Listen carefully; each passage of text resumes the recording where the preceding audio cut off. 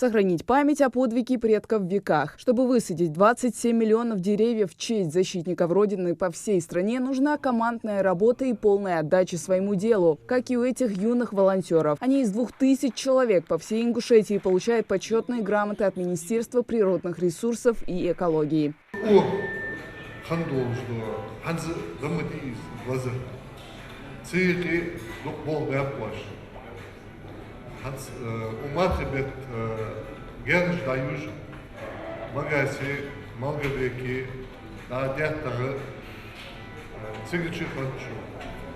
любой кадом мо хамдали дик хамдали حقيقة دو حماي كيتش دوش نوقس تدوش حدواش دوش بيا راس كلشون.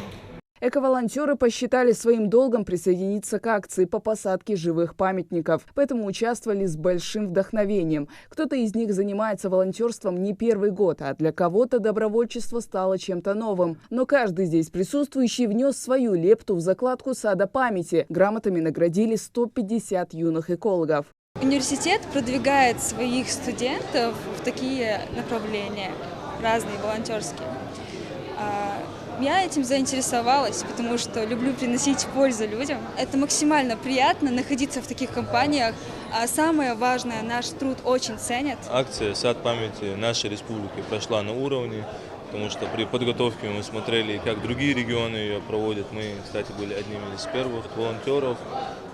Сама акция разово, красиво очень прошла, и думаю, что мы провели ее как минимум достойно. Первая международная акция состоялась в 2020-м и была приурочена к празднованию Года памяти и славы в честь 75-летия победы в Великой Отечественной. Она охватила всю Ингушетию – Сунджу, Нестеровское, Троицкое, Малгобек, Магас и даже Датых. География обширна. Участвовали депутаты, единороссы, студенты и простые жители. Эти ребята, мы их награждаем, решили поощрить не только потому, что они в рамках этой акции. Это ребята, которые безвозмездно участвуют во всех мероприятиях нашего министерства, которые по первому нашему зову всегда присоединяются, и тем более присоединяются к нам бескорыстно. И в этот священный месяц Рамадан мы решили и наградить их, и чтобы более 150 волонтеров сегодня отпустили ифтар. Думаю, что в следующем, уже после окончания Рамадана, мы уже будем собираться уже на природе.